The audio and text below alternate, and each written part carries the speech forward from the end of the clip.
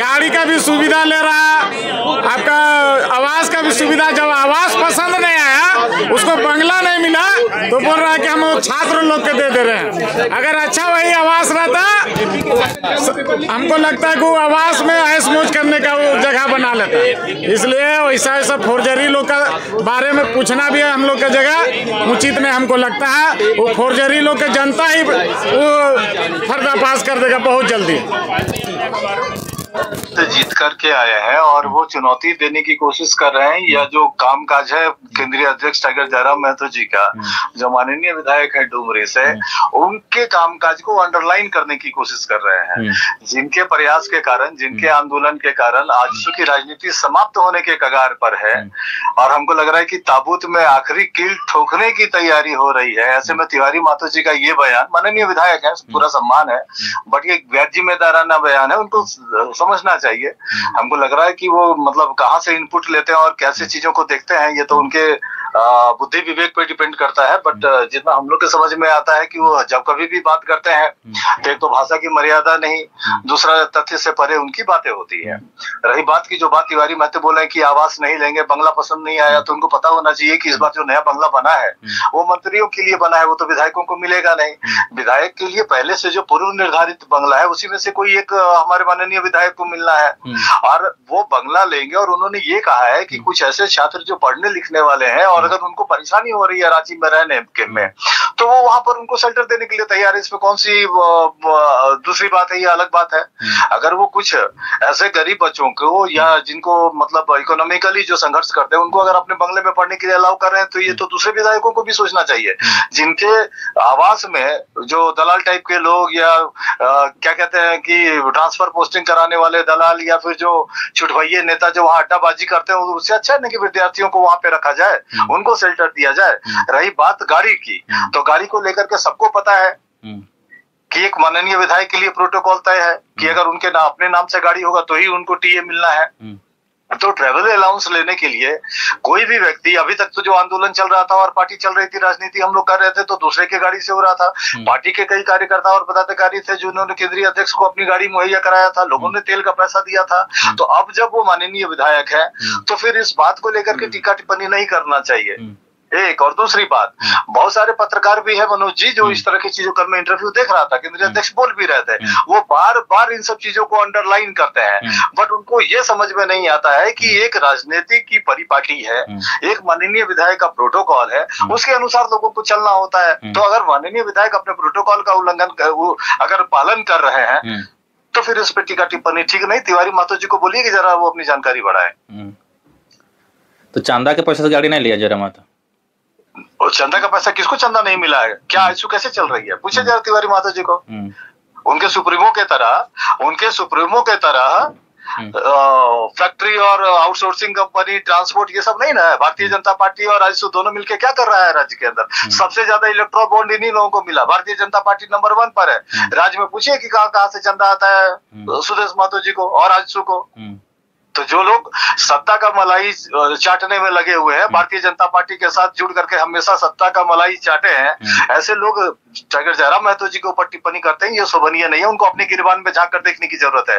अगर इनकी राजनीति अगर इतनी अच्छी होती तो 24 सालों में ये अपने हाशिए पे नहीं चले गए होते। राज्य के राजनीति में एकमात्र विधायक है, वो मात्र 300 वोट से जीत करके आया है। ये आजसू के लिए शर्मनाक स्थिति है।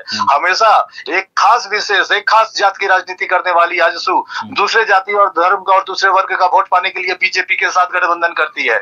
तो इस तरह का धोखा देने वाला, आडंबर से भरा हुआ राजनीति जेएलकेएम का नहीं है। आजसू को बोलिए, तिवारी महतो जी को बोलिए, और आजसू के जो सुप्रीमो है सुदेश महतो जी, उनको भी जरा पूछिए कि उनकी अपनी राजनीति कैसे फिर लौट करके टाइगर जयराम महतो जी के रास्ते पर आ रही है।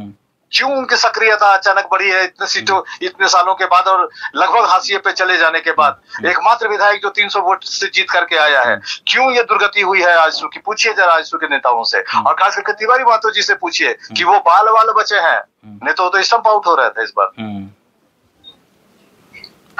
ठीक है विजय जी, बहुत बहुत धन्यवाद जुड़ने के लिए। बहुत बहुत धन्यवाद।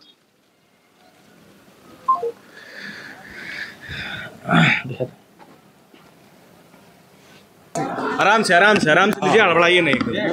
जयराम जी, पेपर लीक को लेकर के विपक्ष आज धरने पर है, सीबीआई जांच की मांग कर रहा है। जी, विपक्ष की मांग सही है।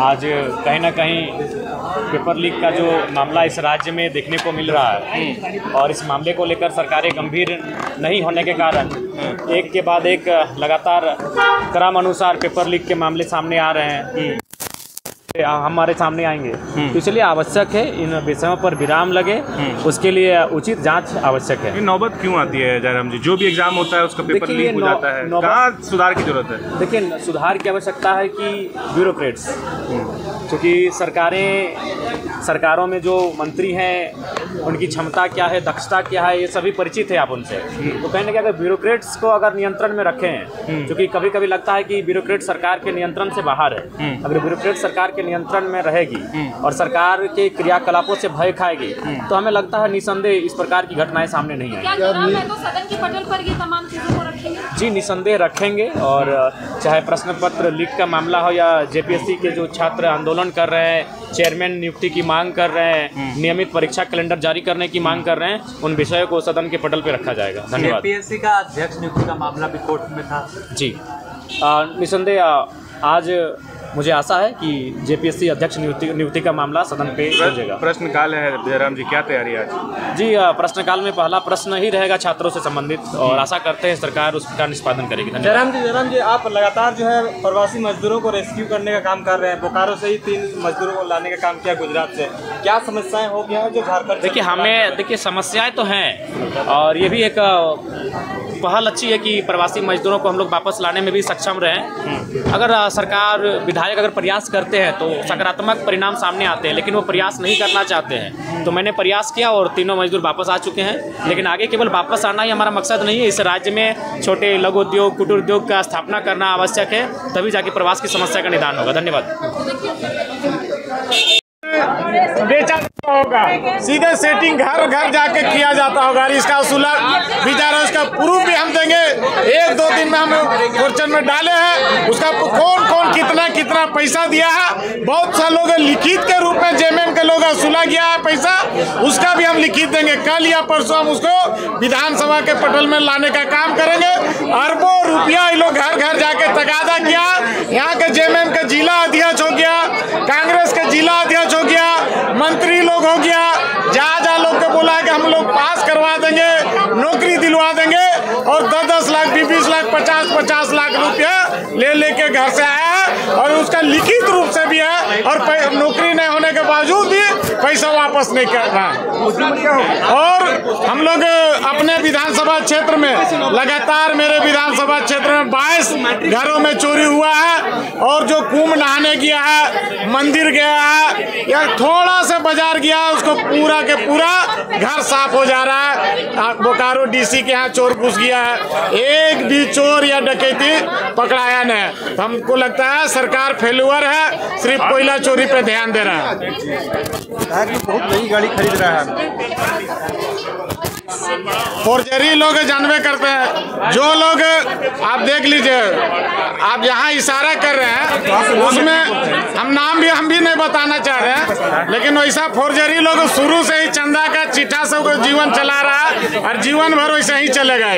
विधायक विधानसभा परिसर में प्रदर्शन कर रहे हैं, विधायक उसका नाम वैसा लोग के बारे में हम लोग बात भी नहीं करना चाहते। फिर भी मीडिया अगर सवाल कर रहा है तो बोला था कि ना हम गाड़ी लेंगे, ना हम कोई सुविधा लेंगे, लेकिन हर तरह का सुविधा वो सरकार से ले रहा है। गाड़ी का भी सुविधा ले रहा है, आपका आवास का भी सुविधा। जब आवास पसंद नहीं आया, उसको बंगला नहीं मिला, तो बोल रहा है कि हम छात्र लोग के दे रहे हैं। अगर अच्छा वही आवास रहता, हमको लगता है कि वो आवास में ऐश मौज करने का वो जगह बना लेता। इसलिए वैसा फोर्जरी लोग का बारे में पूछना भी है हम लोग का जगह उचित नहीं हमको लगता है। वो फोर्जरी लोग के जनता ही वो पर्दाफाश कर देगा बहुत जल्दी।